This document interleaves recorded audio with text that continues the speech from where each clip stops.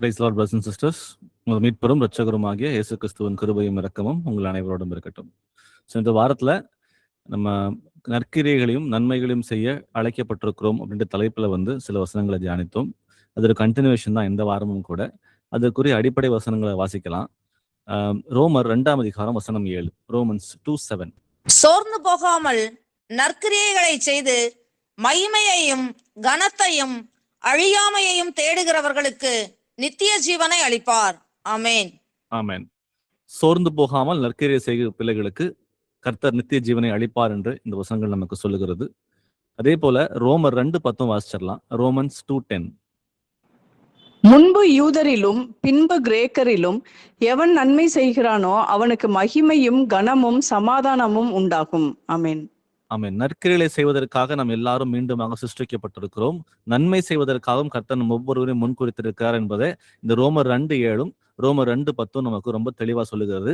மீண்டுமாக வாசிக்கிறேன். ரோமர் 2:7. சோர்ந்து போகாமல் நற்கிரிகளை செய்து மகிமையும் கனத்தையும் அழியாமையும் தேடுகிறவர்களுக்கு நித்திய ஜீவனை கர்த்தர் அளிப்பேன் என்று சொல்கிறார். அப்போ நற்கிரிகளை நம்ம எல்லாரும் செய்யணும். அது எப்படி செய்யணும்னா சோர்ந்து போகாமல்.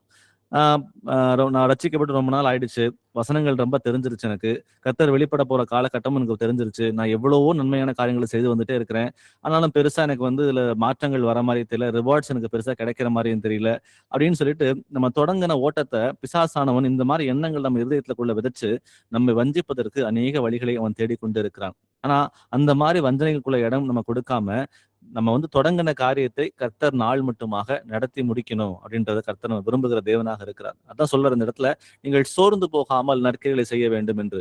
அப்போ நம்ம எல்லாரும் நித்திய ஜீவனுக்குள்ள பிரவேசிக்க வேண்டும் என்ற அந்த எண்ணங்களோட தான் நம்ம ரட்சிக்கப்பட்டு உள்ள வந்திருக்கோம். அப்போ அதற்குரிய காரியங்களை, அந்த மேலான காரியங்களை நம்ம நோக்கி செல்கிற பிள்ளைகளாக மாற வேண்டும் என்று பார்க்கிறோம். ஒண்ணு நற்கிரியைகள், இன்னொன்று ரோமர் 2:10 சொல்லுது, எவன் நன்மை செய்கிறானோ அவனுக்கு மகிமையும் கனமும் சமாதானமும் உண்டாகுமாம். அப்போ அந்த இடத்துல நாம நன்மை செய்வதற்காகவே நாம் மீண்டுமாக பிறந்திருக்கிறோம். அதை செய்யும் பொழுது கர்த்தர் நமக்கு மகிமையும் கனத்தையும் சமாதானத்தையும் அவரே தருகிற தேவனாக இருக்கிறார். அப்ப அவர் தரும்போது அவர் கொஞ்சம் கொஞ்சமா தருகிற தேவன் இல்லை, அது பரிபூர்ணமாக நமக்கு சமாதானத்தையும் நன்மையான காரியங்களையும் கனத்தையும் மகிமையும் அவர் தருகிற தேவன் என்பதை நமக்கு பார்க்கிறோம். இப்போ சென்ற வாரத்துல ஒரு 4 தலைப்புகள் நம்ம கவர் பண்ணோம். அதுல முதல் என்னன்னா, நாம் நற்கிரிகளை செய்வதற்காக சிருஷ்டிக்கப்பட்டிருக்கிறோம் அப்படின்ற தலைப்புல ஒரு 4-5 வசனங்களை பார்த்தோம். அதுல முதல் வசனத்தை மட்டும் வாசிக்க கேட்போம். எபேசியர் 2ஆம் அதிகாரம் வசனங்கள் 8 முதல் 10 வரை. எபிஷியன்ஸ் 2:8-10. கிருபையினாலே விசுவாசத்தை கொண்டு ரட்சிக்கப்பட்டீர்கள். இது உங்களால் உண்டானதல்ல, இது தேவனுடைய ஈவு. ஒருவரும் பெருமை பாராட்டாதபடிக்கு இது கிரியைகளினால் உண்டானதல்ல. ஏனெனில் நற்கிரியைகளை செய்கிறதற்கு நாம் கிறிஸ்து இயேசுவுக்குள் சிருஷ்டிக்கப்பட்டு தேவனுடைய செய்கையாய் இருக்கிறோம். அவைகளில் நாம் நடக்கும்படி அவர் முன்னதாக அவைகளை ஆயத்தம் பண்ணியிருக்கிறார். ஆமென். இயேசு கிறிஸ்துவை அறிவதற்கு முன்பாக நான் ஒழுக்கமா வாழ்ந்தேன், நான் நல்லா பைபிள் படிச்சேன், நான் நல்லா ஜெபம் பண்ணேன், நான் தேவனுடைய பிள்ளையா நடந்துகிட்டேன் அப்படின்னு சொல்லிட்டு நம்முடைய கிரியையின் மூலமா யாரும் ரட்சிப்புக்குள்ள வரவே இல்லை அப்படின்றத நம்ம எல்லாம் தெரிஞ்சுக்கணும். இதுக்கு வசனம் சொல்லுது, கிருபையினாலே விசுவாசத்தை கொண்டு ரட்சிக்கப்பட்டீர்கள், இது உங்களால் உண்டானதல்ல, இது தேவனுடைய ஈவு. நம்முடைய நற்கிரியின் மூலமாக நம்ம யாரும் ரட்சிக்கப்படவே இல்லை, நம்ம ரட்சிக்கப்பட்டதே நற்கிரிகளை செய்வதற்காக அப்படின்றத புரிஞ்சுக்கணும். சோ கிருபையினால, இயேசு கிறிஸ்துவின் பரிபூர்ணமான கிருபையினாலும் நாம அவர்தான் நம்முடைய தேவன், எனக்காக வானத்திலிருந்து இறங்கி வந்த சர்வ வல்லமையுள்ள கர்த்தர் என் பாவங்களுக்காக இந்த பூமியிலே வாழ்ந்தார், அவர் மரித்து அடக்கம் பண்ணப்பட்டு 3ஆம் நாளிலே உயிர்த்தெழுந்த இன்றைக்கும் ஜீவிக்கிறார் என்பதை விசுவாசிக்கிற பிள்ளைகளுக்கு அவர் சொல்றாரு, நமக்கு ரட்சிப்பு உண்டு. அவர் கிருபையினாலும் நம் விசுவாசத்தினாலும் நம்ம ரட்சிப்பு உண்டாயிருக்கிறது, நம்முடைய கிரியையினால அது ரட்சிப்பு உண்டாகவில்லை என்பதை நாங்கள் பார்க்கிறோம். அப்போ ஒருவரும் மேன்மை பாராட்டாதபடிக்கு இது கிரியினால் உண்டானது அல்ல, ஏனெனில் நற்கிரியைகளை செய்கிறதற்கு நாம் கிறிஸ்து இயேசுவுக்குள் சிருஷ்டிக்கப்பட்டு தேவனுடைய செய்கையாய் இருக்கிறோம். அவைகளில் நாம் நடக்கும்படி அவர் முன்னதாகவே அவைகளை ஆயத்தம் பண்ணிருக்கிறார். அப்போ ரொம்ப தெளிவா இங்க சொல்றாரு, நாம் எல்லாரும் மீண்டுமாக பாவங்களுக்கு செத்து நீதிக்கு பிழைத்திருக்கிறது எதுக்காக அப்படின்னா, நாம நற்கிரிகளை செய்வதற்காகவே கர்த்தர் இயேசுவுக்குள்ள மீண்டுமாக சிருஷ்டிக்கப்பட்டிருக்கிறோம். அப்ப மீண்டும் சிருஷ்டிக்கப்பட்ட பிறகு நாம் எல்லாரும் கர்த்தர் விரும்புகிற அந்த நற்கிரிகளை நம்ம செய்து கொண்டு இருக்கிறோமா இல்லையா என்பதை நாமே ஒவ்வொரு நாளும் நிதானித்தறிய வேண்டிய கடமையில் இருக்கிறோம். ஏன்னா நம்ம மீண்டுமாக மரித்து அடக்கம் பண்ணப்பட்டு உயிர்த்தது எதுக்குன்னு பார்க்கும் பொழுது நற்கிரிகளை செய்வதற்காக. இரண்டாவதா நம்ம பார்த்தது என்னன்னா, நன்மை செய்ய நம்ம கட்டளை பெற்றிருக்கிறோம். ஆரம்பத்துல பார்த்தது போல நன்மை செய்யவும், நம்ம வந்து நற்கிரிகளை செய்யவும் நம்ம மீண்டும் சிருஷ்டிக்கப்பட்டிருக்கிறோம் என்று வசனங்கள் ஆரம்பிச்சோம். அதுல நன்மை செய்ய நம்ம எல்லாருக்கும் கட்டளை உண்டு. இது நம்ம எல்லாருக்கும் ஆப்ஷன்ஸ் கிடையாது. நம்ம செய்யாம இருக்கலாமா அப்படின்ற மாதிரி ஒரு ஆப்ஷன்ஸ்லாம் இல்லவே இல்லை. It is a direct commandment. கர்த்தர் நம்ம எல்லாருக்கும் அந்த கட்டளையை கொடுத்திருக்கார். இப்போ யோவான்ல வாசிக்கலாம் 13ஆம் அதிகாரம் வசனம் 34. ஜான் 13:34. நீங்கள் ஒருவரில் ஒருவர் அன்பாயிருங்கள். நான் உங்களில் அன்பாயிருந்தது போல நீங்களும் ஒருவரில் ஒருவர் அன்பாயிருங்கள் என்கிற புதிதான கட்டளையை உங்களுக்கு கொடுக்கிறேன். ஆமென். ஆமென். நீங்கள் ஒருவரில் ஒருவர் அன்பாயிருங்கள், நான் உங்களில் அன்பாயிருக்கிறது போல நீங்களும் ஒருவரில் ஒருவர் அன்பாயிருங்கள் என்ற கட்டளையை, ஒரு புதிதான கட்டளையை கர்த்தராகிய இயேசு கிறிஸ்து நமக்கு கொடுத்திருக்கிறார்.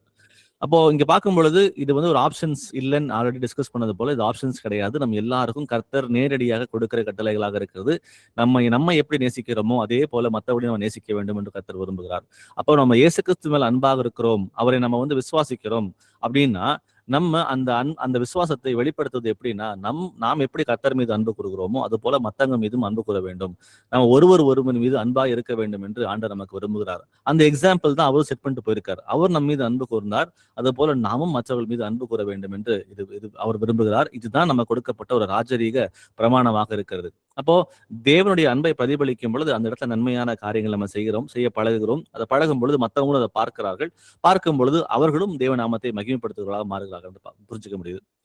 அடுத்ததா என்ன பார்த்தோம்னா, தேவ சித்தம் என்ன அப்படின்ற காரியத்தை குறித்து பார்க்கும் பொழுது 1 தெசலோனிக்கேயர் 5ஆம் அதிகாரம் வசனங்கள் 15 முதல் 18 வரை வாசிக்கலாம். 1 Thessalonians 5:15-18. ஒருவனும் மற்றொருவன் செய்யும் தீமைக்கு தீமை செய்யாதபடி பாருங்கள். உங்களுக்குள்ளும் மற்ற யாவருக்குள்ளும் எப்பொழுதும் நன்மை செய்ய நாடுங்கள். எப்பொழுதும் சந்தோஷமாயிருங்கள். இடைவிடாமல் ஜெபம் பண்ணுங்கள். எல்லாவற்றிலேயும் சோஸ்திரம் செய்யுங்கள். அப்படி செய்வதே கிறிஸ்து இயேசுவுக்குள் உங்களை குறித்த தேவனுடைய சித்தமாயிருக்கிறது. ஆமென். ஆமென். சோ தேவனுடைய சித்தம் அப்படின்னு சொல்லும் பொழுது வசனம் 15, 16, 17 சில காரியங்களை நமக்கு சொல்லிக் கொடுக்குது. இதுதான் தேவன் விரும்புகிற விஷயம். நமக்குள்ள அவர் வந்து பிரியப்படுகிற காரியம் என்ன அப்படின்னா, மற்றொருவன் செய்யும் தீமைக்கு தீமை செய்யாதபடி பாருங்கள். அப்போ நம்ம வந்து ஒருத்தர் நமக்கு மேல தீமை செய்யறாங்கன்னா அவங்களுக்கு தீமை செய்யக்கூடாது என்பதை கர்த்தர் இங்க விரும்புகிறார். உங்களுக்குள்ளும் மற்ற யாவருக்குள்ளும் எப்பொழுதும் நன்மை செய்ய நீங்க நாடுங்கள். சபையா இருந்தாலும் சரி, வெளியே இருந்தாலும் சரி, எங்கே நமக்கு யாரு தீமை செய்தாலும் அவர்களுக்கு நம்ம வந்து நன்மை செய்கிற பிள்ளைகளாக தான் இருக்கணும்னு சொல்லிட்டு இங்க ரொம்ப தெளிவா ஆண்டவர் சொல்றார். அப்போ நமக்கு தீமை செய்யும் பொழுது நமக்குள்ள இருதயம் வந்து ரொம்ப வந்து பாரப்பட்டு போகும், வருத்தப்படும், நமக்கு சந்தோஷம் இருக்காத இடத்துல அதை அறிஞ்சுதான் ஆண்டவர் சொல்றாரு, எப்பொழுதும் சந்தோஷமா இருங்கள். நமக்கு விரோதமாக எந்த காரியங்களை செய்தாலும் கூட அவர்களுக்காக ஜெபம் பண்ணுகிற பிள்ளைகளாக, அவரை நேசிக்கிற பிள்ளைகளாக, அவர் அன்பு கூறுகிற பிள்ளைகளாக இருந்து நம்ம அவர்களுக்கு நன்மை செய்ய வேண்டும் என்று ஆண்டவர் விரும்புறார். அதான் அவர் விரும்புறதுனால சொல்றாரு, நீங்க எல்லாரும் சந்தோஷமா இருங்கள். அப்ப சோர்ந்து போகிற சூழ்நிலைகள் வந்தாலும் கூட பரவாயில்ல, அதன் மத்தியில நீங்க இடைவிடாமல் ஜெபம் பண்ணுங்கள். எல்லாவற்றிலையும் சோத்திரம் செலுத்துங்கள். ஏனென்றால் உபத்திரவம் பொறுமை பரீட்சை நம்பிக்கையும் உண்டாக்குறது என்று அறிந்து உபத்திரவங்களிலேயும் மேன்மை பாராட்டுங்கள் அப்படின்னு சொல்லி ரோமர் நம்ம வாசிக்கிறோம். அப்ப ஆண்டவர் வந்து சில காரியங்களை வாழ்க்கையில அனுமதிக்கிறார். ஒரு தீமையான ஒரு காரியங்கள் வந்து நமக்கு வருது, ஏதோ மூலமா வருது அப்படின்னா, அழிந்து போகிற பொன் எப்படி அக்னினாலே சோதிக்கப்பட்டு அது வந்து விலையேறப்பட்ட பசும் பொன்னாக மாறுகிறதோ அதே போலதான் நம் விசுவாசமும் சோதிக்கப்படுகிறது. ஒரு தீமையான காரியங்களை கர்த்தர் நம்ம வாழ்க்கையில வந்து அனுமதிக்கிறார் அப்படின்னா அந்த இடத்துல வந்து சந்தோஷமாக இருந்து, ஏன் இந்த விஷயங்கள் நமக்கு வந்து நடந்துச்சு, ஆண்டவர் இது ஏன் நமக்கு அனுமதிச்சிருக்கார், நான் எங்கேயாவது மனம் மாற வேண்டியது இருக்குதா, எங்கேயாவது நான் கர்த்தருக்கு பிரியம் இல்லாம நான் இருக்கிறேன்னா, என்ன எதை சிட்சிக்கிறாரா, இந்த விஷயங்கள் எதுக்கு என் வாழ்க்கையில் நடந்துச்சுன்னு சொல்லிட்டு ஒரு சின்ன காரியம் நடந்தா கூட அதை வந்து தேவனிடம் வந்து ஆலோசனை கேட்கிற பிள்ளைகளாக நம்ம அவரிடம் சார்ந்து, ஆண்டவரை ஏன்பா அனுமதிச்சுங்க, எனக்கு சொல்லிக் கொடுங்க, நான் மனம் மாற வேண்டிய காரியங்களுக்கு வந்து வெளிப்படுத்தி காட்டுங்க, உமக்கு வேதனை உண்டாக்குற வழி எனக்கு இதயத்துல எது இருந்தாலும் அதை நான் வந்து விட்டு ஒழிக்கிறேன் ஆண்டவரே அப்படின்னு சொல்லிட்டு அந்த காரியங்களை அவரிடம் கேட்டு நம்ம பெற்றுக்கொள்ளும் பொழுது, ஜெபத்தின் மூலமா பெற்றுக்கொள்ளும் பொழுது நமக்கு வந்து சமாதானத்தை கர்த்தர் கொடுக்கிற தேவனாகவே இருக்கிறார். அதான் சொல்றாரு, எல்லாவற்றிலேயும் ஸ்தோத்திரம் செலுத்துங்கள். அப்போ நன்மையான காரியங்களுக்காக மட்டும்தான் கர்த்தர் நம்ம வாழ்க்கையில சில விஷயங்களை அனுமதிக்கிறார். மேபி அது ரொம்ப கடினமாக தோன்றலாம். என்னடா இது இவ்வளவு மலை போல இருக்குதே அப்படின்ற எண்ணங்கள் நமக்கு வந்து இருக்கலாம். ஏன்னா அது சிச்சுவேஷன்ஸ், அந்த சர்க்கம்ஸ்டன்சஸ், அந்த சூழ்நிலைகள் வந்து நமக்கு வந்து அந்த மாதிரி யோசிக்க தான் வைக்கும். ஆனா முடிவோ கர்த்தருக்கு பிரியமானது மட்டும்தான் நடக்கும். அது நமக்கு நன்மைக்கு ஏதுவானதா மட்டும்தான் நடக்கும். அதான் ஆண்டவர் சொல்றாரு, உபத்திரவத்திலே பொறுமையாயிருங்கள். பொறுமையிலே உங்கள் உள்ளான மனுஷனை வந்து நீங்க பலப்படுத்திக் கொள்ளுங்கள். அதான் சொல்ல உபத்திரவம் பொறுமையும், பொறுமை பரீட்சையும், பரீட்சை நம்பிக்கையும் உண்டாக்குறது என்று அறிந்து உபத்திரவங்களிலேயும் மேன்மை பாராட்டுங்கள், எல்லாவற்றிலேயும் ஸ்தோத்திரம் செலுத்துங்கள். அப்படி செய்வது கிறிஸ்து இயேசுவுக்குள் உங்களை குறித்து தேவனுடைய சித்தமாக இருக்கிறது அப்படின்னு பார்க்கிறோம். சென்ற வாரத்துல நம்ம பார்த்த தலைப்பு இதுல ஒன்றும் பார்த்தோம். இன்னொன்னு என்ன பார்த்தோம்னா, உலகத்துக்குரியவைகளை அல்ல மேலானவைகளே நம்ம நோக்கி பார்க்க வேண்டும் என்ற ஆண்டவர் விரும்புகிறார். அதுக்குரிய வசனங்களை பார்த்தோம்னா, கொலோசியர் 3ஆம் அதிகாரம் வசனங்கள் 1 முதல் 4 வரை. கொலோசியன்ஸ் 3:1-4. நீங்கள் கிறிஸ்துவுடன் கூட எழுந்ததுண்டானால் கிறிஸ்து தேவனுடைய வலது பாரிசத்தில் வீற்றிருக்கும் இடத்தில் உள்ள மேலானவைகளை தேடுங்கள், பூமியில் உள்ளவைகளை அல்ல, மேலானவைகளையே நாடுங்கள். ஏனென்றால் நீங்கள் மரித்தீர்கள், உங்கள் ஜீவன் கிறிஸ்துவுடனே தேவனுக்குள் மறைந்திருக்கிறது. நம்முடைய ஜீவனாகிய கிறிஸ்து வெளிப்படும் போது நீங்களும் அவரோட கூட மகிமையிலே வெளிப்படுவீர்கள். ஆமென். ஆமென். நீங்கள் கிறிஸ்துவுடனே கூட எழுந்தது உண்டானால், ஞானஸ்நானம் பெற்ற நம் எல்லாரும் பாவங்களுக்கு செத்து நீதிக்கு படைத்திருக்கிறோம். எப்படி இயேசு கிறிஸ்து மரித்து அடக்கம் பண்ணப்பட்டு அவர் உயிர்த்தாரோ அதே போல நாமும் கூட ஞானஸ்நானத்தின் மூலமாக பழைய மனுஷனை வந்து புதைச்சிட்டு புதிய சிருஷ்டியாக நம்ம வந்து ஞானஸ்நானத்துல வெளியே வந்திருக்கிறோம். அப்போ கிறிஸ்துவுடனே கூட நம்ம எல்லாரும் எழுந்திருக்கிறோம் அப்படின்றது உண்மை, அது சத்தியம். அப்படி இருக்கும் பொழுது நீங்கள் கிறிஸ்துவுடனே கூட எழுந்தது உண்டானால் கிறிஸ்து தேவனுடைய வலது வாரிசத்தில் வீற்றிருக்கும் இடத்தில் உள்ள மேலானவைகளையே தேடுங்கள். திரும்பவும் இங்க ஒரு ஆப்ஷன்ஸ் கொடுக்கல கர்த்தர்.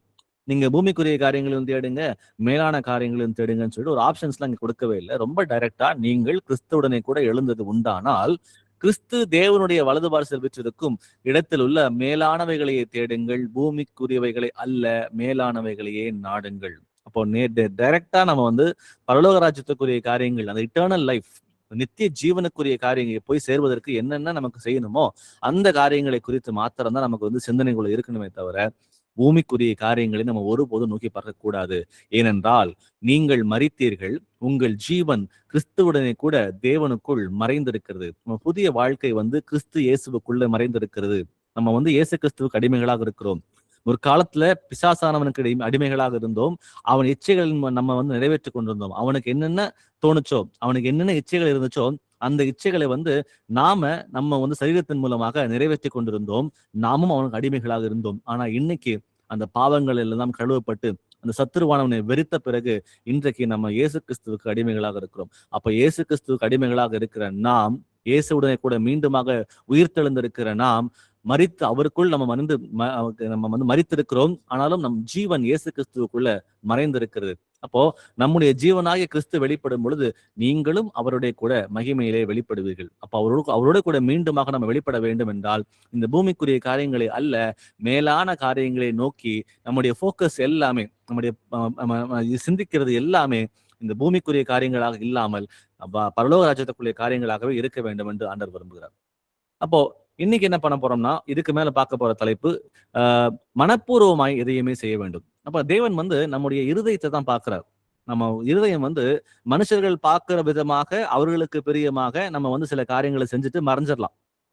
எப்பயோ சபையில வந்து நம்ம வாரம் வாரம் வந்து மீட் பண்றோம்.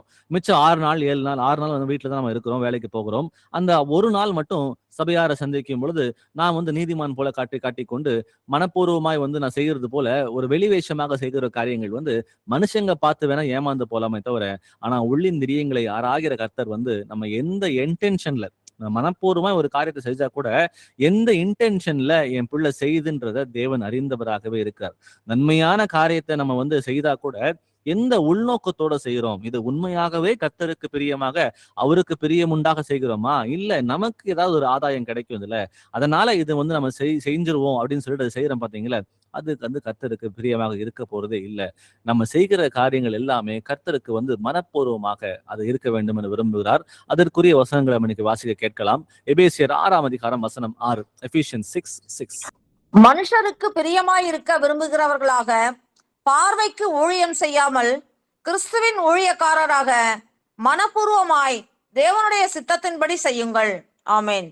இந்த சிஸ்டர் பாக்குறாங்க, அந்த பிரதர் பாக்குறாங்க, அதனால வந்து என்னை பத்தி தப்பா நினைச்சிருவாங்கன்னு சொல்லிட்டு அவங்க பார்க்கும்போது நம்ம வந்து நன்மை செய்கிற பிள்ளைகளாக இருந்தோம்னா நம்ம வெளிவேஷம் போடுறோம்.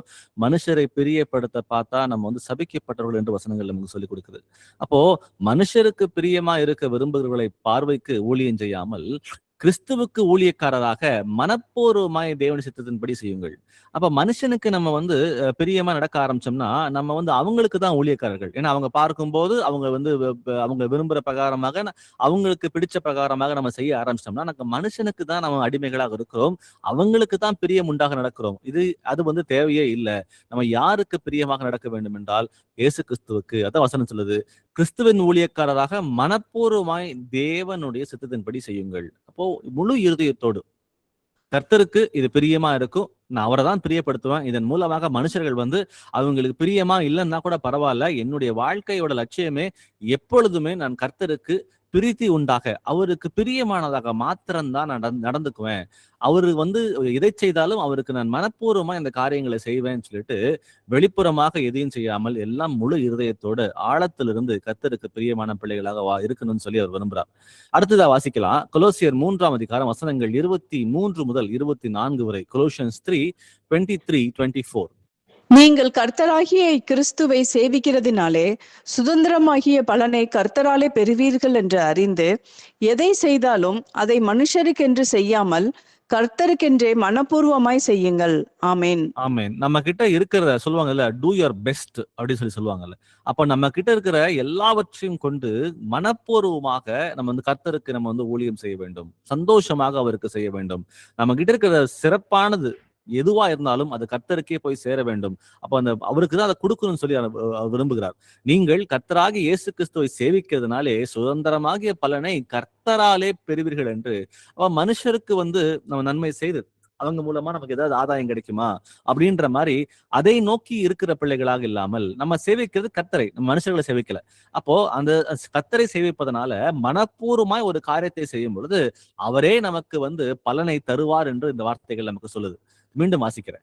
கர்த்தராகிய இயேசு கிறிஸ்துவை சேவிக்கிறதுனாலே சுதந்திரமாகிய பலனை கர்த்தராலே பெறுவீர்கள் என்று அறிந்து. அப்ப நம்ம செய்கிற காரியங்கள் மனப்பூர்வமாக செய்யும் பொழுது மனுஷர்கள் அதை ரெக்கக்னைஸ் பண்றாங்களோ இல்லையோ, மனுஷர்களுக்கு அதுக்கு பிரியமா இருக்கோ இல்லையோ, அதன் மூலமாக நமக்கு ஏதாவது வந்து ஆதாயம் கிடைக்குதோ இல்லையோ, அதெல்லாம் முக்கியமே இல்லை.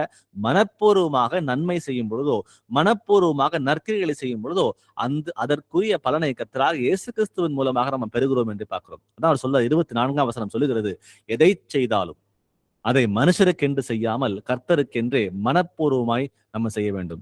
அப்போ அந்த உலகத்துல வந்து நம்ம செய்கிற நற்கிரிகள், நன்மையான காரியங்கள் பார்த்தீங்கன்னா இது வந்து கர்த்தர் நாம மகிமைப்படுகிறது. அப்ப செய்யும் பொழுது மனுஷன் நமக்கு மேன்மை பாராட்டுறாங்களோ இல்லையோ, கர்த்தராக இயேசு கிறிஸ்துவின் மூலமாக நமக்கு அவர் நமக்கு பலனை தருகிற தேவனாகவே இருக்கிறார். உண்மையும் உத்தமம் உள்ள பிள்ளைகளாக நம்ம அவருக்கு ஊழியம் செய்யும் பொழுது அந்த ஊழியத்தின் பாதையை நம்ம அவர் நடத்ததான் செய்கிறார். நடத்துவது மாத்திரம் இல்லாம அதை செய்யக்கூடிய பலனையும் கொடுக்கிறார். அதன் மாத்திரமல்ல, அங்க என்ன செய்யணும்ன்ற காரியத்தை நம்ம கற்பிக்கவும் செய்கிறார். அதோட சேர்த்து நமக்கு ஏற்ற பலனையும் அவரே தருகிற தேவனாகவே இருக்கிறார். இப்ப செய்ய வேண்டிய நம்ம எல்லாம் ஒண்ணு மட்டும்தான், எங்க நற்கிரிகளை செய்ய வாய்ப்பு கிடைக்குதோ அங்க செய்யணும். எங்க நன்மையான காரியங்களை செய்ய வாய்ப்பு கிடைக்குதோ அங்க செய்யணும். அதை மனப்பூர்வமாக செய்ய வேண்டும் என்று இந்த வார்த்தை நமக்கு சொல்லுகிறது. வாசிப்போம் அடுத்ததா 1 தெசலோனிக்கேயர் 2ஆம் அதிகாரம் வசனங்கள் 3 முதல் 4 வரை. 1 Thessalonians 2:3-4. எங்கள் போதகம் வஞ்சகத்தினாலும் துர்ஆசையினாலும் உண்டாகவில்லை, அது கபடமுள்ளதாயும் இருக்கவில்லை. சுவிசேஷத்தை எங்களிடத்தில் ஒப்புவிக்கத்தக்கதாய் தேவன் எங்களை உத்தமர் என்று எண்ணினபடியே நாங்கள் மனுஷருக்கு அல்ல, எங்கள் இருதயங்களை சோதி தருகிற தேவனுக்கே பிரியமுண்டாக பேசுகிறோம். ஆமென். நாம் நற்கிரிகளையும் நன்மையான காரியங்களும் செய்யும் பொழுது எப்படி செய்யக்கூடாதான்? வஞ்சகத்தினாலும் துர்ராசையினாலும் கபடமுள்ள இருதயத்தோடும் அந்த காரியங்களை செய்யவே கூடாது அப்படின்னு சொல்லி பார்க்கிறோம். ஏன்னா அது கர்த்தர் நமக்கு வந்து கொடுத்த கட்டளையாக இருக்கிறது. மனுஷரை பிரியப்படுத்தும் போதுதான் எப்படியாவது வந்து அவங்க கிட்ட நல்ல பேர் வாங்கணும், இவங்க கிட்ட நல்ல பேர், என் பேரு கெட்டு போயிடக்கூடாதுன்னு சொல்லிட்டு மனுஷரை திருப்திப்படுத்த சில காரியங்கள் நம்ம செய்யறோம். என் பேரு கெட்டு போயிடக்கூடாதுன்னு சொல்லி நம்ம பாதுகாத்துக் கொள்வதற்காக சில காரியங்கள் செய்யறோம். அது எப்படி செய்யக்கூடாதான்? நம்ம வஞ்சகத்தினாலும் துராசியினாலும் கபடமுள்ள இருதயத்தோடும் அந்த காரியங்களை செய்யக்கூடாது. அடுத்த வார்த்தை ரொம்ப ஹைலைட்டு. 4ஆம் வசனம் சொல்லுகிறது, சுவிசேஷத்தை எங்களிடத்தில் ஒப்புவிக்கத்தக்கதாய் தேவன் எங்களை உத்தமர் என்று எண்ணினபடியே நாங்கள் மனுஷருக்கு அல்ல, எங்கள் இருதயங்களை சோதி தருகிற தேவனுக்கே பிரியமுண்டாக பேசுகிறோம். சத்திய சுவிசேஷத்தை அறிவிக்க வேண்டியது நம் எல்லார் மீதும் சுமத்தப்பட்ட ஒரு கடமையாக இருக்கிறது. சமயம் வாய்த்தாலும் வாய்க்காவிட்டாலும் நம்ம போய் சத்திய சுவிசேஷத்தை அவர் அறிவிக்கணும். கர்த்தர் வந்து ஒரு நேரத்தை நமக்கு அமைச்சு கொடுத்திருக்கிறார். ஒரு யார்கிட்ட போய் சொல்லணுமோ அந்த ஜனங்களையும் நம்ம காட்டவும் செய்கிறார். அதை செய்யக்கூடிய பலனை நமக்கு கர்த்தர் கொடுக்கிற தேவனாக இருக்கார். இங்க என்ன சொல்றாங்க அப்படின்னா, சுவிசேஷத்தை எங்களிடத்தில் ஒப்புவிக்கத்தக்கதாய் தேவன் எங்களை உத்தமர் என்று எண்ணினபடியே. அப்ப நம்ம நினைச்சிட்டு இருக்கிறோம் நமக்கு ஒண்ணும் தெரியாது, நமக்கு வசனம் தெரியாது, நம்ம போய் சொன்னா யாரும் மனம் மாற மாட்டாங்க, நம்ம அப்படின்னு சொல்லிட்டு நம்ம என்ன பண்ணோம்னா கர்த்தர் கொடுத்த ஊழியத்தை நம்ம நிறைவேற்றாமல் நமக்கு பிரியம் உண்டாக நமக்குரிய காரியங்களை மட்டும் யோசிச்சுட்டு இருக்கிறோம். ஆனா வசனம் சொல்லுது, உங்களுக்கு இன்றைக்கு சத்தியம் வெளிப்பட்டிருக்கிறது. நிறைய சத்தியங்கள் இந்த உலகத்துல இருக்கிற எத்தனையோ கோடி கிறிஸ்தவர்களுக்கு அறியாத சத்தியம் உங்களுக்கும் எனக்கும் வெளிப்படுத்தி கொடுக்கப்பட்டிருக்கிறது. அப்ப வெளிப்படுத்தி கொடுத்த காரியங்கள் பாத்தீங்கன்னா, சபைன்னா என்ன, தசம காணிக்கை இருக்கா இல்லையா, தேவன் ஒருவரா இருவரா மூவரான்ற காரியம், ஞானஸ்நானம் எந்த நாமத்திலே வாங்க வேண்டும், 1000 வருஷ அரசாட்சி, இரண்டாம் வருகை குறித்த ரகசியங்கள், வெளிப்படுத்தின விசேஷத்துக்குரிய ரகசியங்கள், எப்படி ஒழுக்கமா வாழணுன்ற காரியங்கள், எவ்வளவோ வசனத்தின் வெளிப்பாடுகளை நம் எல்லாருக்கும் கர்த்தர் கொடுத்திருக்கிறார். நமக்கு ஒன்னும் தெரியாது, எனக்கு விவரம் இல்லை, எனக்கு வசனம் தெரியாதுன்னு சொல்லி நம்ம யாருமே சொல்லவே முடியாது.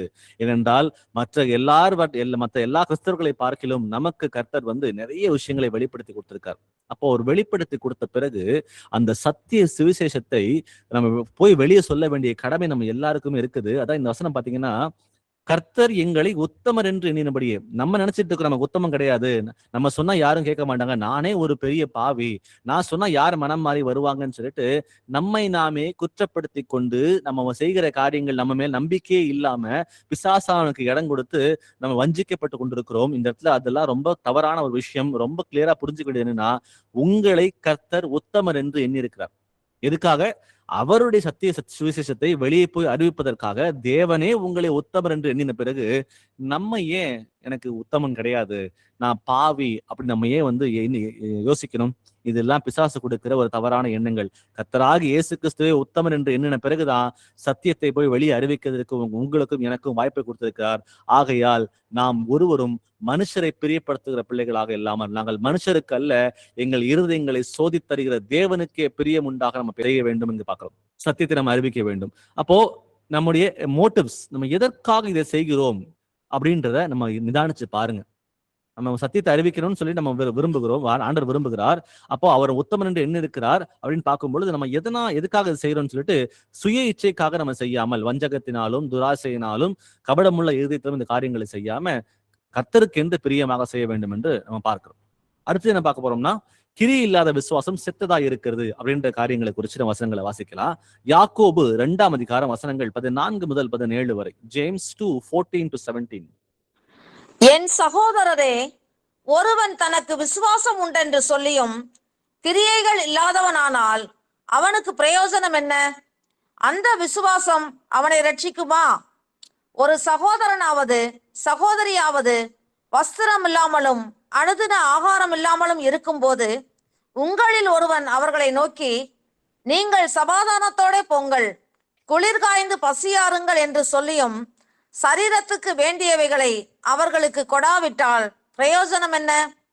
அப்படியே விசுவாசமும் கிரியைகள் இல்லாதிருந்தால் தன்னிலே தானே செத்ததாய் இருக்கும். ஆமென். நான் விசுவாசிக்கிறேன் ஆண்டவரே அப்படின்னு சொல்லிட்டு விசுவாசத்தை வெறும் வாயில மாட்டம் வச்சுக்கிட்டு இல்லாம அதை கிரியின் மூலமாக வெளிப்படுத்த வேண்டும் என்று ஆண்டவர் விரும்புகிறார். அதான் சொல்றாரு, விசுவாசமும் கிரியை இல்லாதிருந்தால் தன்னிலே தானே செத்ததா இருக்குமே. It becomes useless.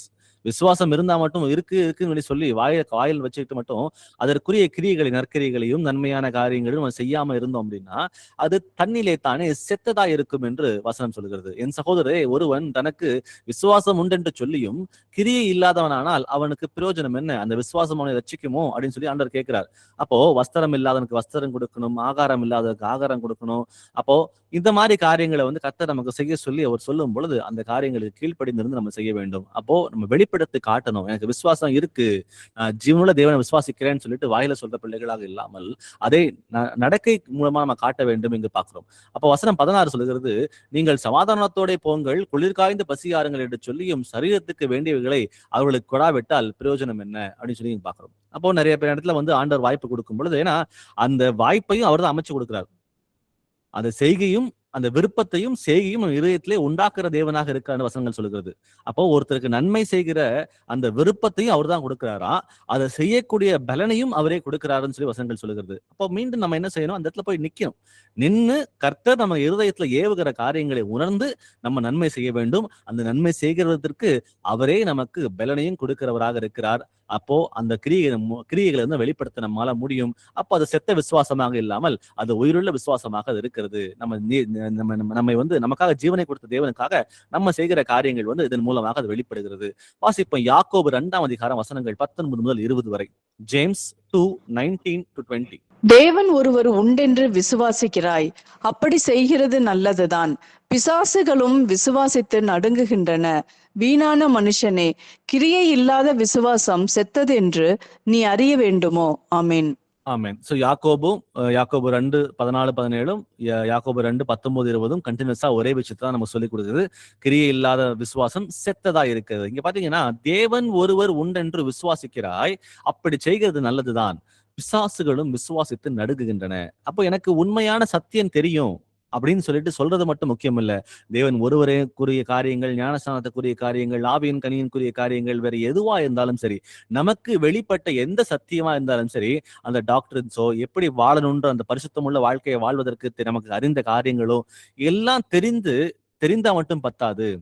அந்த அந்த அந்த விசுவாசம் மட்டும் இருந்தா மட்டும் பத்தாது, அது கிரியின் மூலமாக வெளிப்பட வேண்டும். ஏன்னா இந்த மாதிரி காரியங்கள் எல்லாம் பிசாசுகளும் அறிந்ததாக இருக்கிறது என்று வசனங்கள் சொல்கிறது. அப்போ பிசாசுகளும் விசுவாசித்து நடுங்குகின்றன. அப்ப அதுக்கும் தெரியும், இந்த விசுவாசத்துக்குரிய காரியங்கள் என்னென்ன விஷயங்களோ நமக்கு தெரியுமோ அது எல்லாமே பிசாசுகளுக்கும் தெரியும். அப்போ நமக்கும் பிசாசுக்கும் ஒரே ஒரு வித்தியாசம் மட்டும்தான் இங்க இருக்கு.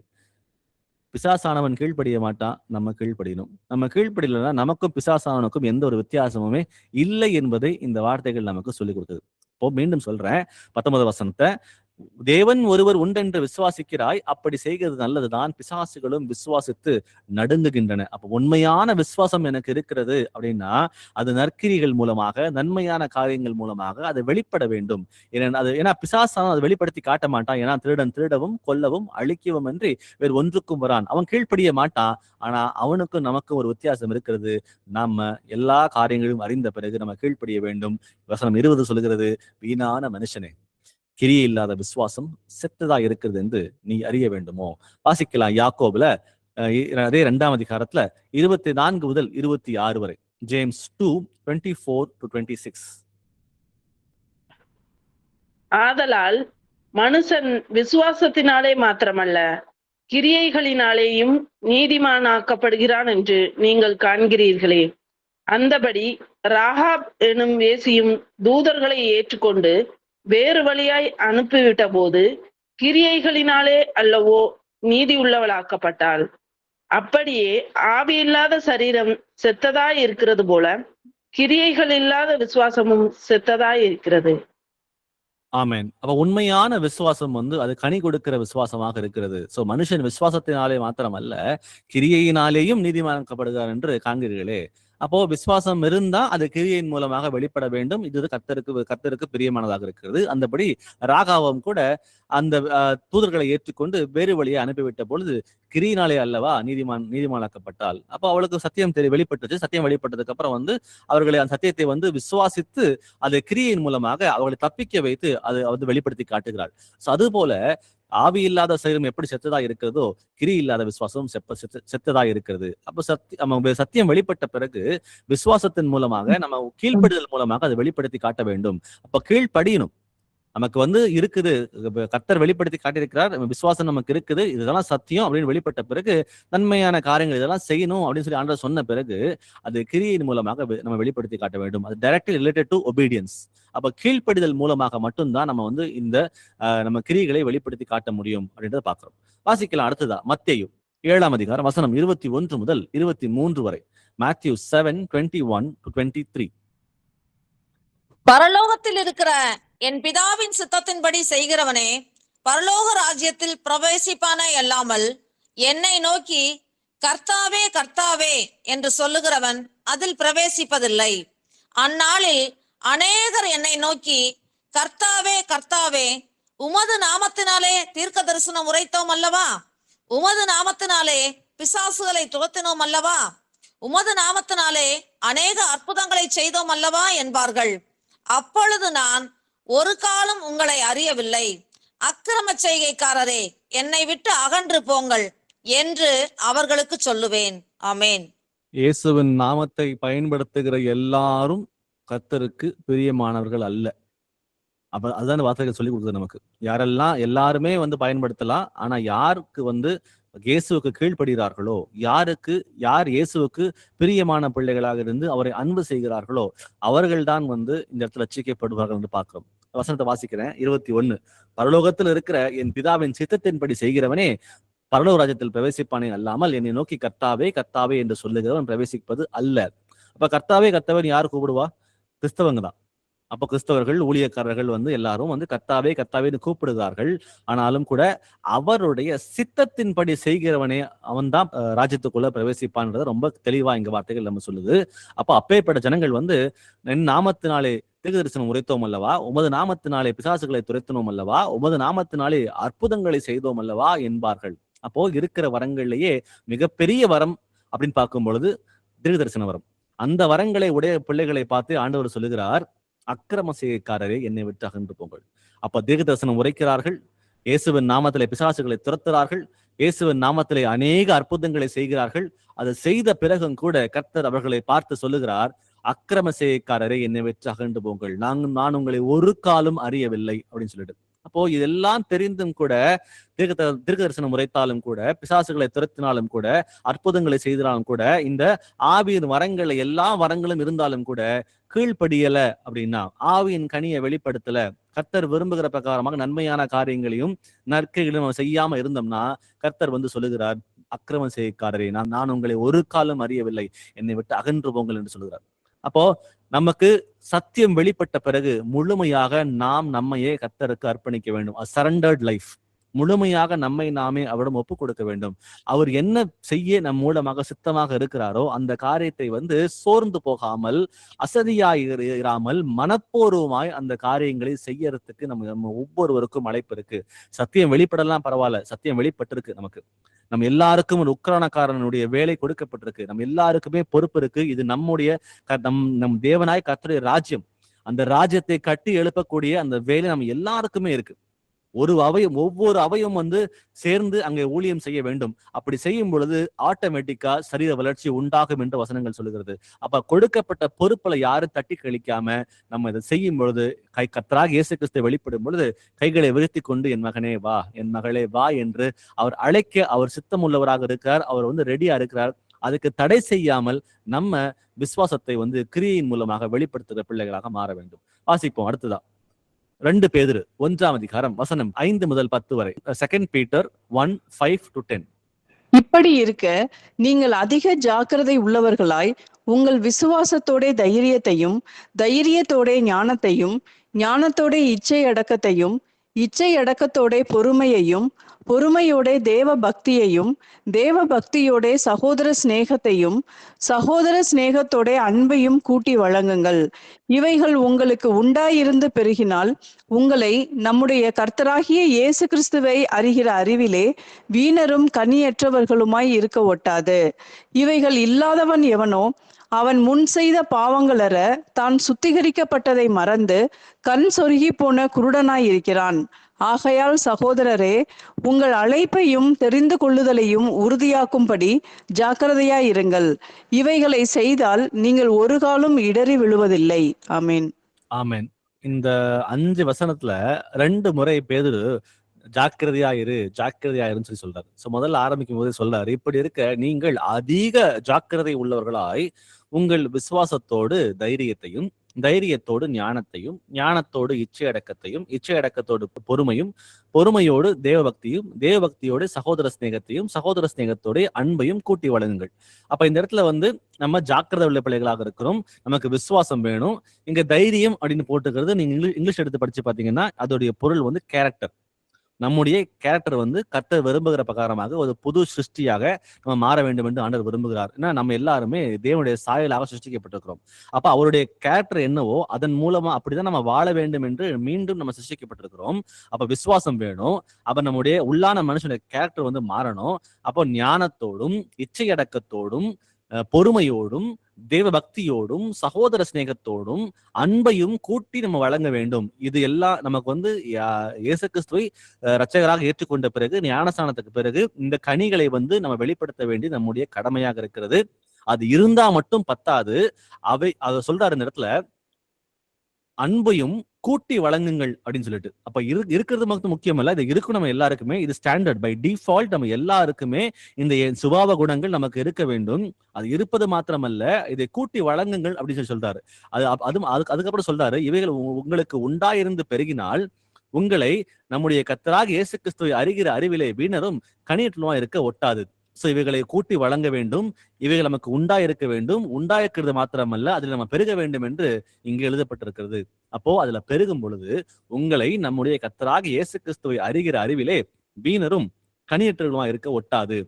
இவைகள் இல்லாதவன் எவனோ, அப்ப இங்க சொல்லப்பட்ட இந்த குணாதிசயங்கள் இல்லாதவன் எவனோ அவன் முன் செய்த பாவங்களற தான் சுத்திகரிக்கப்பட்டதை மறந்து கண் சொருகி போன குருடனா இருக்கிறான். அப்போ ரட்சிக்கப்பட்டுட்டேன், நான் ஞானஸ்நானம் வாங்கிட்டேன், ஒரே தேவனை புரிஞ்சுக்கிட்டேன், வீட்டு சபை ஐக்கியத்துல இருக்கிறேன், ஆனா எனக்கு விசுவாசம் இல்லை, எனக்கு வந்து தைரியம் இல்லை, ஞானம் இல்லை, இச்சையடக்கம் இல்லை, பொறுமை இல்லை, தேவபக்தி இல்லை, சகோதர சிநேகமே இல்லை, சுத்தமா அன்பே இல்லை அப்படின்னு நம்ம இருந்தோம்னா வசனம் சொல்லுது, அவன் முன் செய்த பாவங்களற தான் சுத்திகரிக்கப்பட்டதை மறந்து கண் சொருகி போன குருடனா இருக்கிறான்.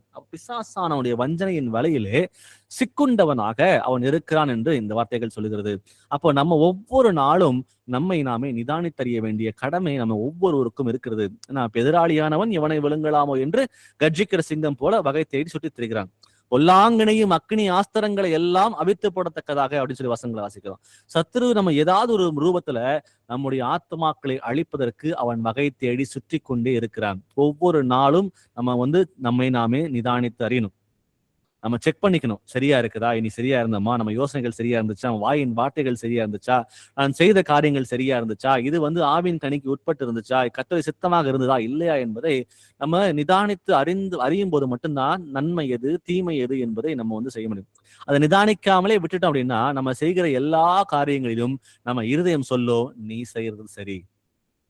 நம்ம இருதயம் எப்பொழுதுமே நம்ம செய்கிற காரியங்களை சரின்னு தான் சொல்லும், அதை தவறுன்னு எடுத்து சொல்லவே சொல்லாது. அது எப்பொழுதுமே நாம் செய்கிற காரியங்களை நியாயப்படுத்தி கொண்டுதான் இருக்கும். அப்போ அதை நியாயப்படுத்தும் பொழுது அதோட சிந்தனைகள் வந்து வசனத்தோடு ஒப்பிட்டு பார்த்து இது சரியா இருக்கா இல்லையா என்பதை நிதானிக்க வேண்டிய கடமை நமக்கு இருக்குது. அதை நம்ம செய்யாம போனோம்னா இந்த வசனம் 9 சொல்வது போல, இவைகள் இல்லாதவன் எவனோ அவன் முன் செய்த பாவங்களற தான் சுத்திகரிக்கப்பட்டதை மறந்து கண் சொருகி போன குருடனா இருக்கிறான். ஆகையால் சகோதரரே, உங்கள் அழைப்பையும் உங்கள் தெரிந்து கொள்ளுதலையும் உறுதியாக்கும்படி ஜாக்கிரதையா இருங்கள். கர்த்தர் நம்மை அழைத்தார், நம்மை பரிசுத்தப்படுத்திருக்கிறார், ராஜரீகமான ஆசாரிய கூட்டமாயும் சொந்த ஜனமாயும் பரிசுத்த ஜாதியாயும் நம்ம மாற்றிருக்கிறார் கர்த்தர். அப்போ அதுக்குள்ள நிலைத்திருக்க வேண்டும். அப்படின்னா இங்க சொல்லப்பட்ட இந்த குணாதிசயங்களின்படி என் வாழ்க்கை இருக்கணும். அப்படி இருக்கும் பொழுது நம்ம கண் சொருகி போன குருடர்களாக இல்லாமல் ஒரு காலம் நம்ம இடறி விடுவதற்கு வாய்ப்பே இல்லை. அப்போ நம்ம எங்கேயாவது இடறிக்கிறோமா இல்லையா என்பதை நம்மை நாமே நிதானித்தறிவோம். இப்ப அடுத்தது பார்க்க போற தலைப்பு என்னன்னா, நன்மை செய்ய அறிந்திருந்தும் அதை செய்யாமல் போனால் அது பாவமாக இருக்கிறது. நம்ம செய்கிற ஒவ்வொரு காரியத்துக்கும் நமக்கு எவ்வளவோ சத்தியங்கள் வெளிப்பட்டு இருக்கிறது, உங்களுக்கு எனக்கும். அப்ப வெளிப்பட்ட பிறகு அதை நமக்குள்ளே வச்சிருக்க கூடாதுன்னு கர்த்தர் சொல்றார். அப்போ வெளிப்பட்ட சத்தியங்கள் எவ்வளவோ இருக்கிறது, அந்த சத்தியத்தை வந்து வெளியே போய் சேர்க்க வேண்டும். நம்ம ரெஸ்பான்சிபிலிட்டி நமக்கு எல்லாருக்கும் இருக்குது. we are all accountable. நம்ம எல்லாரும் அது கணக்கு ஒப்புவிக்க வேண்டும். நன்மை செய்ய அறிந்திருந்தும் அது செய்யாமல் போனால் அது பாவமாக இருக்கிறது. அதை குறித்து வாசிக்கலாம். யோவான் 9ஆம் அதிகாரம் வசனம் 41. John 9:41. இயேசு அவர்களை நோக்கி, நீங்கள் குருடராய் இருந்தால் உங்களுக்கு பாவம் இராது, நீங்கள் காண்கிறோம் என்று சொல்லுகிறபடியினால் உங்கள் பாவம் நிலை நிற்கிறது என்றார். ஆமென். அப்போ ஆவிக்குரிய கண்கள் மறைக்கப்பட்டிருக்கிறது. எனக்கு வசனங்கள் தெரியல, நான் முக்காடு எனக்கு இருந்துச்சு, நான் ரட்சிக்கப்படாம இருந்தேன், அந்த காலகட்டம் நான் இருந்தா ஓகே. ஆனா இன்னைக்கு நமக்கு எல்லாம் வெளிப்பட்டு இருக்கிறது. நாம கண் சொருகி போன குருடர்கள் அல்ல. ஆவிக்குரிய கண்கள் வந்து மறைக்கப்பட்ட காலகட்டம் நமக்கு இப்போ இல்லை. நமக்கு ஆவிக்குரிய கண்கள் திறக்கப்பட்டிருக்கிறது. எவ்வளவோ சத்தியங்கள் நமக்கு வெளிப்படுத்தப்பட்டிருக்கிறது. அது 1 இருந்தாலும் சரி, 10 இருந்தாலும் சரி, 100 இருந்தாலும் சரி, நமக்கு அவனவன் அளவுக்கு ஏற்ற பிரகாரமாக கர்த்தர் நமக்கு சத்தியத்தை வெளிப்படுத்தி காட்டியிருக்கிறார். அப்போ வெளிப்படுத்தி காட்டின பிறகு அதை நமக்குள்ள வைத்திருக்கிற பிள்ளைகளாக இல்லாமல் அதை வெளியே கொண்டு போய் சேர்க்க வேண்டிய கடமை நமக்கு இருக்கிறது. அதான் இயேசு சொல்றாரு, நீங்கள் குருடராய் இருந்தால் உங்களுக்கு பாவம் இராது, நீங்கள் காண்கிறோம் என்று சொல்லுகிறபடியினால் மற்றவர்களுக்கு போதிக்கிற நான் தானே ஆகாதவனே போகாதபடிக்கு. எத்தனை இடத்துல நீங்களும் நானும் போய் பிரசங்கம் பண்றோம், எத்தனை இடத்துல சத்தியத்தை போய் நம்ம வெளிப்படுத்தி காட்டுறோம், எத்தனை இடம் சத்திய சுவிசேஷத்தை வெளியே போய் அறிவிக்க, எத்தனை குடும்பங்களுக்கு கவுன்சிலிங் பண்றோம். அப்ப கவுன்சிலிங் பண்ணும் பொழுது மற்றவர்களுக்கு நம்ம புத்தி சொல்றோமா இல்லையா? பிரதர் சிஸ்டர் இப்படி இருக்கக்கூடாது, வசனம் இப்படி சொல்லுது, நம்ம ஜாக்கிரதையா இருக்கணும்னு சொல்லி மற்றவங்களுக்கு நம்ம எல்லாம் போதிக்கிறோம். எவ்வளவோ காரியங்கள் நம்ம புத்தி சொல்றோம். அப்ப மற்றவங்களுக்கு புத்தி சொல்லுகிற நாம எப்படி இருக்கிறோம் என்பதை நிதானித்து பார்ப்போம். ஏன்னா ஆவிக்குரிய கண்கள் நமக்கு திறக்கப்பட்டு ஆயிடுச்சு. மற்றவங்களுக்கு போதிக்கிற அளவுக்கு கர்த்தர் நம்ம ஒவ்வொருவரையும் உழைத்திருக்கிறார். அப்ப மற்றவங்களுக்கு போதிக்கிற நான் அதே போல எனக்கும் போதித்து கொண்டு அவர்களுக்கு என்ன சொல்லி கொடுக்கிறோமோ அந்த காரியங்களை கடைபிடிக்க வேண்டிய கடமை நம் ஒவ்வொருவருக்கும் இருக்கிறது.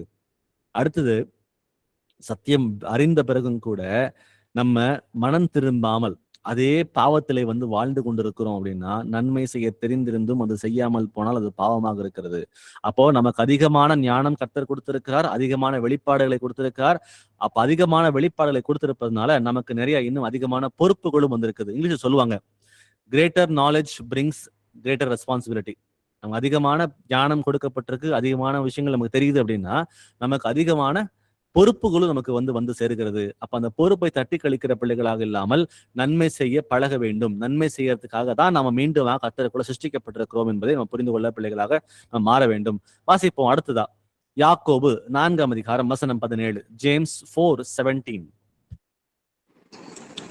ஆதலால் ஒருவன் நன்மை செய்ய அறிந்தவனாய் இருந்தும் அதை செய்யாமற் போனால் அது அவனுக்கு பாவமாய் இருக்கும்.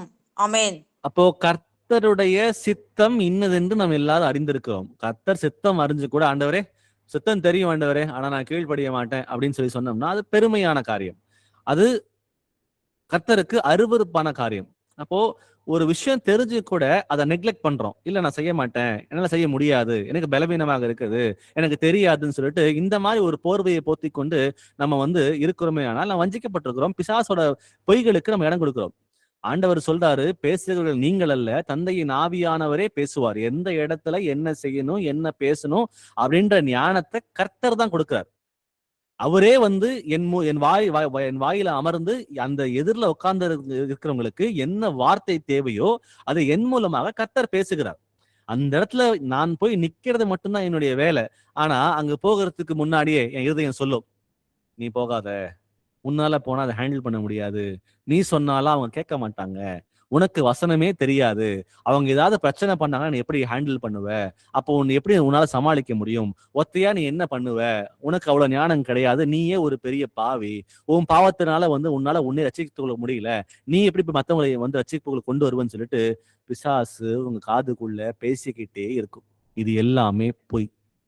இத்தனை வார்த்தைகள், இப்ப நான் சொன்ன இத்தனை விஷயங்களும் உங்க காதுல ஓடுது அப்படின்னா இது எல்லாமே கர்த்தருடைய ராஜ்யத்துக்குரிய வேலையை செய்ய விடாம பிசாசானவன் உங்களை வஞ்சித்து உங்களால முடியாதுன்னு சொல்லி உங்களை ஏமாற்றுகிறான். அந்த அதை சத்தியம் என்று நீங்கள் உணர்ந்து என்ன பண்றீங்க, ஏமாந்து போய் கர்த்தர் கொடுத்த அந்த ஊழியத்தின் பாதையில் நடக்காம வஞ்சிக்கப்பட்டு கர்த்தருக்கு விரோதமான காரியங்களை நம்ம செய்து கொண்டிருக்கிறோம்.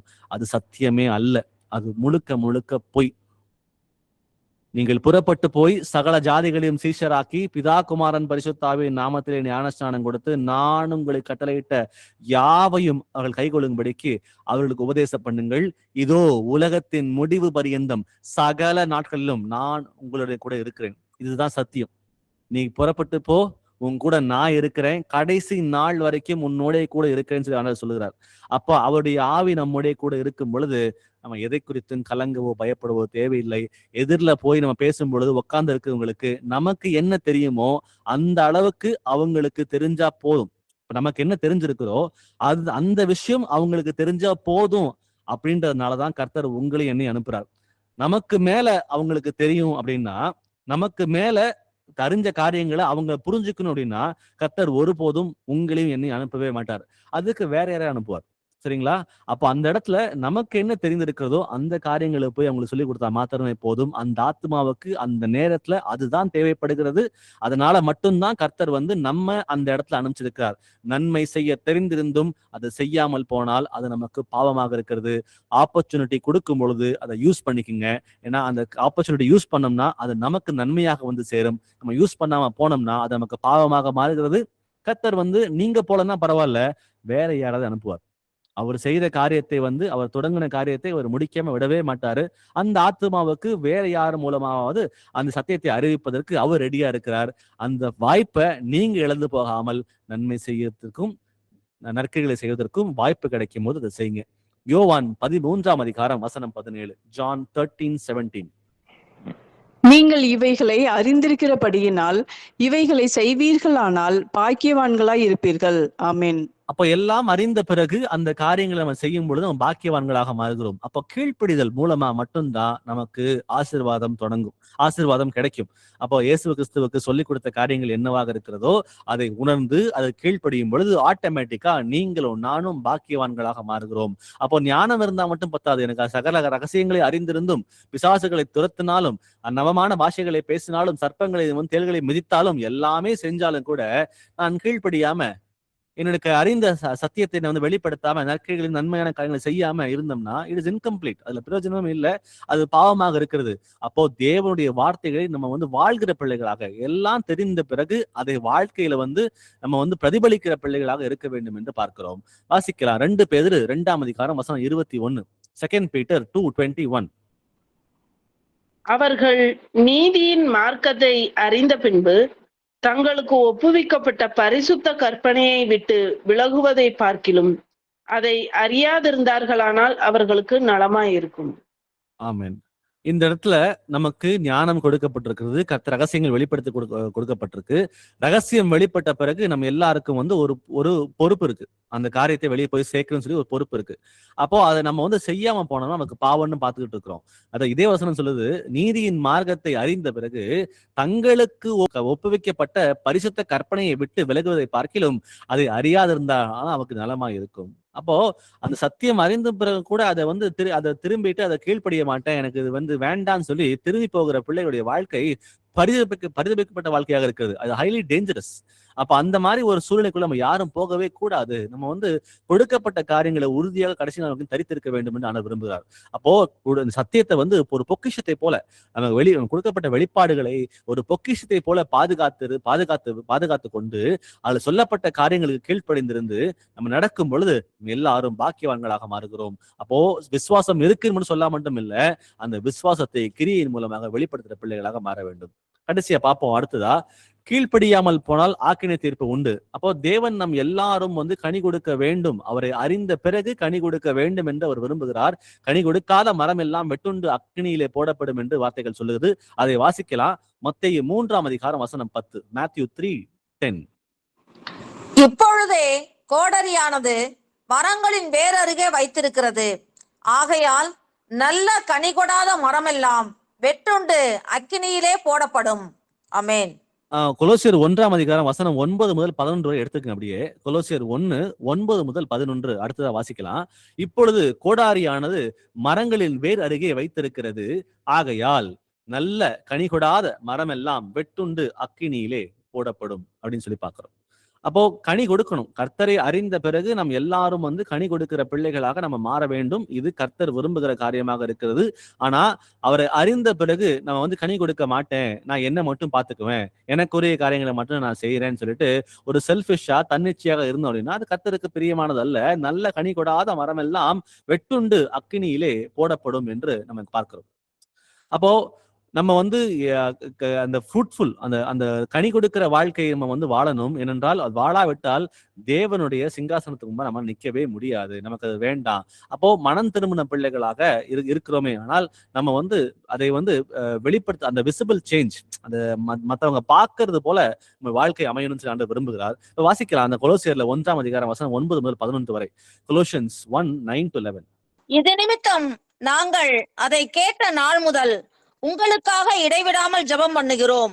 நீங்கள் எல்லா ஞானத்தோடும் ஆவிக்குரிய விவேகத்தோடும் அவருடைய சித்தத்தை அறிகிற அறிவினாலே நிரப்பப்படவும் சகலவித நற்கிரியைகளும் ஆகிய கனிகளை தந்து தேவனை அறிகிற அறிவில் விருத்தி அடைந்து கர்த்தருக்கு பிரியம் உண்டாக அவருக்கு பாத்திரராய் நடந்து கொள்ளவும் சந்தோஷத்தோட கூடிய எல்லா பொறுமையும் நீடிய சாந்தமும் உண்டாவதற்கு மகிமையான அவருடைய வல்லமையின்படி எல்லா வல்லமையாலும் பலப்படுத்தப்படவும் உங்களுக்காக வேண்டுதல் செய்கிறோம். ஆமேன். ஆமென். வசனம் 9 சொல்லுது, நீங்கள் எல்லா ஞானத்தோடும் ஆவிக்குரிய விவேகத்தோடும் அவருடைய சித்தத்தை அறிகிற அறிவிலே நிரப்பப்படவும் அப்படின்னு சொல்லி பார்க்கிறோம். அப்போ கர்த்தருடைய சித்தம் இன்னதென்று பகுத்தறிய வேண்டும். வசனங்களை வாசிக்க வேணும். வசனங்களை ஒவ்வொரு எழுத்தும் ஒவ்வொரு புள்ளிக்கும் அர்த்தம் இருக்கிறது. அதை வாசித்து கர்த்தரை அறிகிற அறிவிலே நம்ம வளர வேண்டும். சகல ஞானத்தோடும் இருக்க வேண்டும் என்று முதல்ல சொல்றாரு. அடுத்து சகல விதமான நற்கிரிகளுமாகிய கனிகளை தந்து தேவனை அறிகிற அறிவில் விருத்தி அடைந்து கர்த்தருக்கு பிரியம் உண்டாக அவருக்கு பாத்திரராய் நடந்து கொள்ளவும். அப்போ நம்ம வசனங்களை தியானிக்கணும். அவரை அறிகிற அறிவிலே வளரணும். சகல விதமான நற்கைகளை கனிகளை தர வேண்டும் அப்படின்னு சொல்லி பார்க்கிறோம். அப்படி செய்யும் பொழுது அப்ப கர்த்தருடைய அறிகிற அறிவில விருத்தி அடையும் பொழுது அதுதான் கர்த்தர் கண்களுக்கு முன்பாக பிரியமாக இருக்கிறது அப்படின்னு சொல்லி முடிக்கிறாரு. சந்தோஷத்தோட கூடிய எல்லா பொறுமையும் நீடிய சாந்தமும் உண்டாவதற்கு மகிமையான அவருடைய வல்லமையின்படியே எல்லா வல்லமையினாலும் பலப்படுத்தப்படவும் உங்களுக்காக வேண்டுதல் செய்கிறோம். அப்போ சந்தோஷத்தோடும் நம்ம அதிகமாக கர்த்தரை அறிகிற அறிவில வளரணும், கனி கொடுக்கிற பிள்ளைகளாக மாற வேண்டும் அப்படின்னு சொல்லிட்டு ரொம்ப கிளியரா இங்க பாக்குறாரு.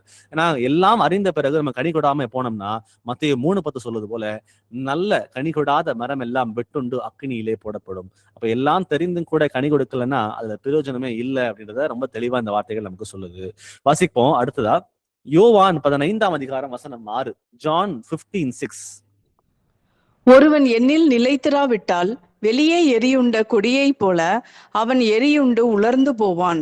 அப்படிப்பட்டவைகளை சேர்த்து அக்னியிலே போடுகிறார்கள், அவைகள் எரிந்து போகும். ஆமேன். ஆமேன். ஒருவன் என்னில் நிலைத்திராவிட்டால் நான் உங்களிலும் நீங்கள் என்னிலும் நிலைத்திருந்தால் நீங்கள் கேட்டுக்கொள்வது எதுவோ அது உங்களுக்கு அருளப்படும் சொல்லிட்டு நம்ம பார்க்கிறோம். அப்போ ஒருத்தன் நிலைத்திராவிட்டால், நிலைத்திருக்கணும், அபைட் இன் தி ஸ்பிரிட். ஒவ்வொரு நாளும் நம்ம செய்கிற எல்லா விஷயங்களும் கர்த்தரோடு ஒன்றித்து அவர் இணைந்து அவரோட செய்கிற அந்த ரிலேஷன்ஷிப் நம்ம அவரோட கூட இருக்கணும்னு சொல்லி விரும்புகிறார்.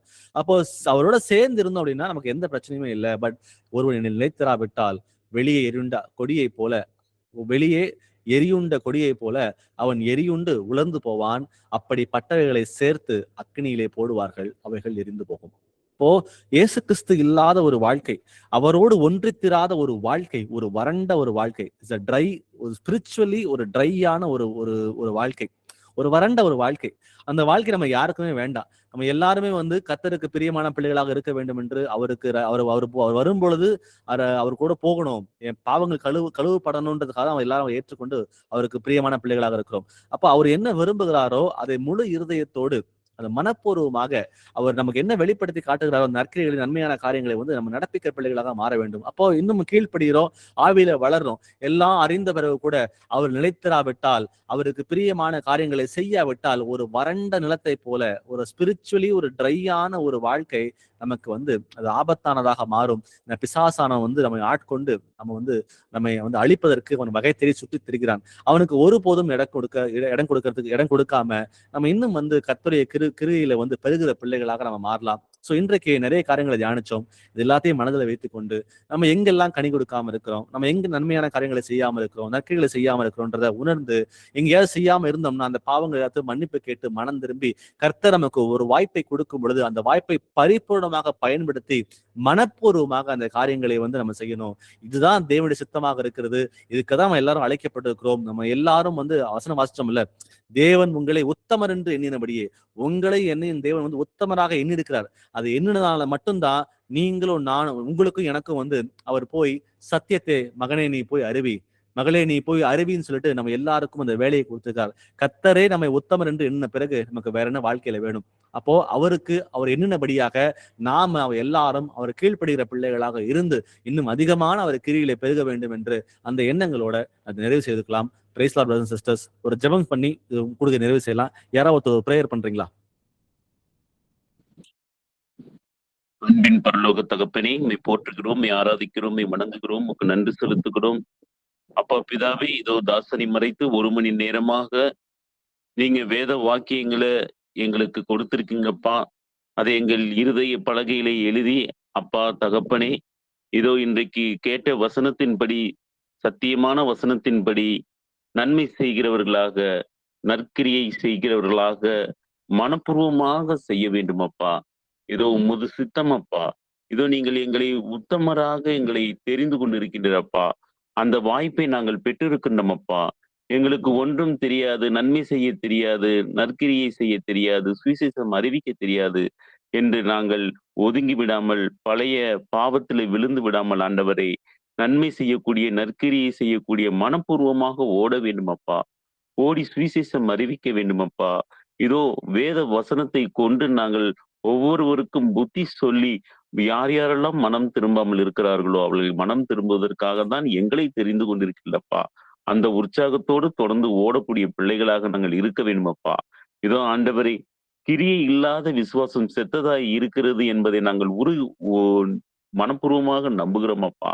அந்தபடி ஆண்டவரே, உமது வேத வாக்கியங்களை ஒவ்வொரு நாளும் ஆராய்ந்து பார்த்து, உமது கற்பனைகளின்படி, கட்டளைகளின்படி அதற்கு கீழ்ப்படிந்து தொடர்ந்து விசுவாசம் உள்ள பிள்ளைகளாக நற்கிரியைகளை செய்து நாங்கள் வளர கிருபை தாங்க. இந்த கூட்டத்திலே கலந்து கொள்ளுகின்ற சகோதர சகோதரிகள், பெரியவர்கள், சிறு பிள்ளைகள் அனைவருமே இதை உணர்ந்து ஒவ்வொருவருக்கும் எவ்வளவு கொள்ள நன்மை செய்ய முடியுமோ, நற்கிரியை செய்ய முடியுமோ, மனப்பூர்வமாக செய்யக்கூடிய தகுதியை தாங்க. இதோ காலம் சமீபத்தில் இருக்கிறது. அதை எவ்வளவாய் பார்க்கிறோமோ அவ்வளவாய் நாங்கள் அதிக நன்மைகள், நற்கிரியைகள் விசுவாசத்தோடு செய்ய கிருபை தாங்கப்பா. அந்த விதத்திலே ஒவ்வொருவரையும் ஆசிர்வதித்து அவர்களுக்கு கிருபையை பொழியுங்கப்பா. எங்க கூட இருந்து நாங்கள் நற்கிரியைகள் செயல் மூலமாக நாங்கள் நித்திய ஜீவனை அடைய முடியாது என்பதை உணர்கின்றோம் அப்பா. உமது கிருபையினால் மட்டும்தான் நாங்கள் நித்திய ஜீவனை அடைய முடியும் என்பதை உணர்கின்றோம். அந்த விதத்திலே இவர்களை, எங்கள் அனைவரையும், வீட்டு சபையில் உள்ள அனைவரையும் ஒன்றாக கூட்டி ஒவ்வொரு நாளும் பல பல ரகசியங்களை மூப்பர்கள் வழியாக எங்களுக்கு கொடுத்து கொண்டிருக்கின்ற, அதற்கு மூப்பர்கள் ஒவ்வொரு குடும்பத்திற்காகவும் நாங்கள் ஜெபிக்கின்றோம் அப்பா. இன்னும் அவர்கள் அதிகமான வேத வாக்கியங்களில் இதோ 100% அவர்கள் பலன் கொடுப்பவர்களாகவும், அவர்கள் மூலமாக இந்த கூடுகைகளை கலந்து கொண்டுகின்ற மற்ற சகோதர சகோதரிகள் 100% பலன் கொடுக்கின்ற பிள்ளைகளாக, நித்திய ஜீவனுக்கு தயார்படுத்துகின்ற பிள்ளைகளாக வளரக்கூடிய ராணிய கிருபைய நீங்க தொடர்ந்து தருவீங்க என்று நம்பிக்கையோடு ஜெபிக்கிறோம் எங்கள் ஜீவனுள்ள நல்ல பிதாவே. Amen. Amen. Praise the Lord, brothers and sisters.